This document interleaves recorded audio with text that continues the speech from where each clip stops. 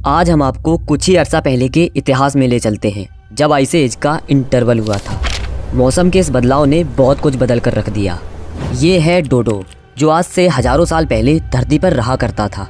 साल 1598 में कुछ डच सेलर्स इंडियन ओशियन में मौजूद मॉरिशस नाम के एक सुनसान आइलैंड पर कदम रखते हैं, जहाँ पर वे एक बड़े अजीब से परिंदे को देखते हैं जिसका वजन 20 केजी तक होता है, जो उनके द्वारा देखे गए अभी तक के सारे बर्ड से काफ़ी डिफरेंट होता है, क्योंकि ना तो ये शुतुरमुर्ग होता है और ना ही इम्यू। वाकई में ये परिंदा उस दिन से पहले कभी नहीं देखा गया था और बाद में चलकर उस बर्ड का नाम सर थॉमस हर्बर्ट के द्वारा डोडो दिया जाता है। और आप बिलीव नहीं करोगे कि इसकी डिस्कवरी को अभी 70 साल भी नहीं हुआ था कि एक दिन ये खबर आती है कि डोडो पूरी धरती से गायब हो चुके हैं, मतलब विलुप्त हो चुके हैं। तो आखिर इनके साथ ऐसा क्या हुआ कि धीरे धीरे करके ये बर्ड्स धरती से गायब हो गए। यकीन मानिए कि इनके विलुप्त होने की स्टोरी कहीं ना कहीं डायनासोर के एक्सटिंक्शन से भी ज़्यादा दिलचस्प है। तो आज के वीडियो में हम डोडो के बारे में बात करने वाले हैं और चलिए जानते हैं कि आखिर डोडो पूरी धरती पे सिर्फ एक ही आइलैंड पर क्यों जन्मे और आखिर कैसे उनका उसी आइलैंड पर सफाया हो गया।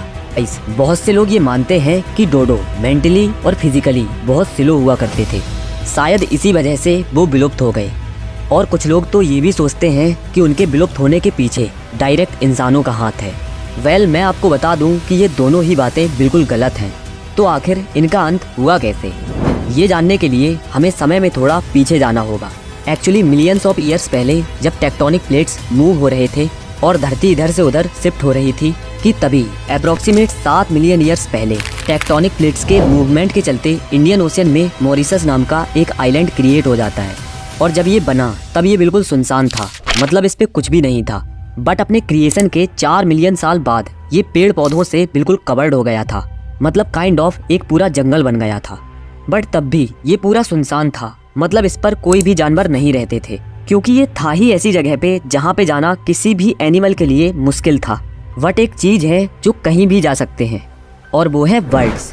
और तभी धीरे धीरे कुछ पिजन्स, जो कि डोडोस के पूर्वज भी कहलाते हैं, वो उस आइलैंड पर आकर रहने लगते हैं। अब चूंकि उस आइलैंड पर खाने के लिए भरपूर फल थे, रहने के लिए जगह थी और उन कबूतर को मारने के लिए कोई दूसरा जानवर भी नहीं था, तो भाई ऐसी जगह किसको पसंद नहीं आएगी।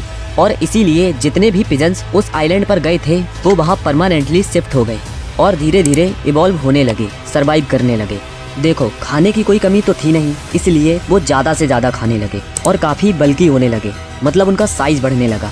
और यहाँ आपको बताते चलें कि ये सब कुछ 1-2 महीने में नहीं, बल्कि पूरा प्रोसीजर होने में लाखों सालों का समय लगा था।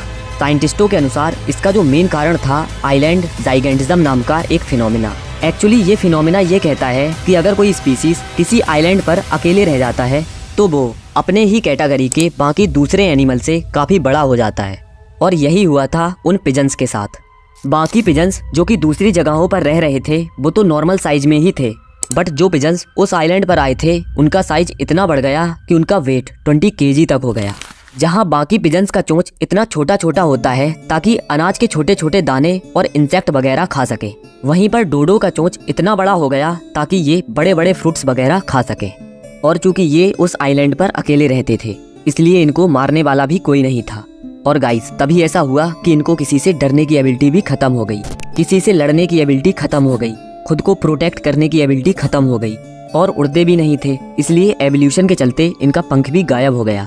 बट तब भी इनको कोई दिक्कत नहीं थी, अभी तक सब सही चल रहा था। ये आराम से खा पी रहे थे, पूरी दुनिया में क्या चल रहा है इनको कोई मतलब नहीं था, क्योंकि ये आइलैंड बिल्कुल सुनसान था।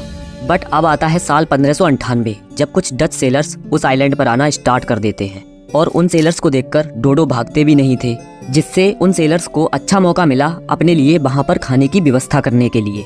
वो क्या करने लगे कि डोडोस को मारकर खाने लगे और उन सेलर्स को डोडो को मारने के लिए ज्यादा मेहनत भी नहीं करनी पड़ती थी।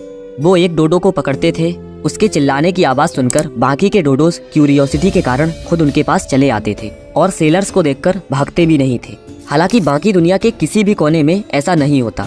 अगर कोई जानवर किसी दूसरे जानवर का शिकार करता है तो उसके स्पीसीज के दूसरे एनिमल वहां से बचकर भागने की कोशिश करते हैं, बट डोडोस बिल्कुल उल्टा थे। वो शिकारियों के पास खुद चलकर जाते थे, जिससे उन सेलर्स को ज्यादा मेहनत भी नहीं करनी पड़ती थी, क्योंकि शिकार खुद चलकर उनके पास आ जाता था। वैसे एक डोडो 20-20 केजी तक का होता था, जिससे सेलर्स का एक ग्रुप आसानी से अपना पेट भर सकता था। ये किसी मुर्गे के आकार का था, लेकिन डोडो का साइज मुर्गे से काफी बड़ा होता था। ये 3 फीट 3 इंच ऊंचा प्राणी था। ये पूरी तरह से ओवरलैंड एनिमल था। ना तो ये पानी में तैर सकता था, जिससे ये मॉरिशस छोड़कर दूसरी जगह जा भी नहीं सकता था। अगर टॉपिक की बात करें तो इनके शिकार के वजह से बहुत सारे डोडोस मारे गए, लेकिन तब भी इनका एक्सटिंक्शन स्टार्ट नहीं हुआ था। इनका एक्सटिंक्शन तब स्टार्ट हुआ जब डच सेलर्स अपने साथ काफी सारे animals like dogs, rats, monkeys, pigs, cats और कई सारे एनिमल्स लाकर इस आइलैंड पर छोड़ने लगे। जिसके बाद क्या, चूहे बिल्लियां इनके अंडे फोड़ने लगे, डॉग्स भी इनका शिकार करने लगे, पिग्स इनके घोंसले तबाह करने लगे। और ये सब कुछ देखकर भी डोडोस कुछ नहीं करते थे, क्योंकि उनके अंदर किसी से लड़ने की एबिलिटी तो खत्म हो चुकी थी। और इसी के चलते इनके पॉपुलेशन में भारी गिरावट आई। और इतना ही नहीं, जो डच सेलर्स थे जो इस आइलैंड पर आए थे, वो क्या करने लगे कि यहाँ के पेड़ पौधों को काटकर बेचने लगे, जिसके चलते एक समय आया जब इस पूरे आइलैंड से पेड़ पौधे खत्म हो गए और इसी के साथ कुछ बचे कुचे डोडोस भी खत्म हो गए। आखिरी बार जब डोडो को देखा गया था वो था साल 1662 और 17वीं शताब्दी तक इस बर्ड को एक्सटिंक्ट घोषित कर दिया गया। वैसे कुछ वैज्ञानिक इस बर्ड को वापस लाने में लगे हुए हैं। शायद आप इसके रिगार्डिंग न्यूज वगैरह भी सुनते होंगे। डोडो के एक्सटिंक्शन का रीजन तो कुछ और था, लेकिन आज के डेट में हमारे वजह से बहुत सारे जानवर खतरे में हैं। और साइंटिस्टों की एक रिपोर्ट के मुताबिक पिछले 10 सालों में 467 स्पीसीज खत्म हो चुके हैं। मतलब उनकी पूरी आबादी इस धरती से समाप्त हो चुकी है और कुछ स्पीसीज खतरे की कगार पर हैं। जैसे मैमल्स की बात करें तो orangutan, Tasmanian tiger, snow leopard, mountain gorilla. तो कहने का मतलब ये है कि हमें उन एनिमल्स पर ध्यान रखने की ज्यादा जरूरत है जो अभी जिंदा है, नहीं तो एक समय आएगा जब डोडो की तरह ये भी एक्सटिंक्ट हो जाएंगे। वैसे इस बारे में आप क्या सोचते हैं, हमें कमेंट में जरूर बताएं। तो मिलते हैं किसी नेक्स्ट वीडियो में, तब तक के लिए जय हिंद।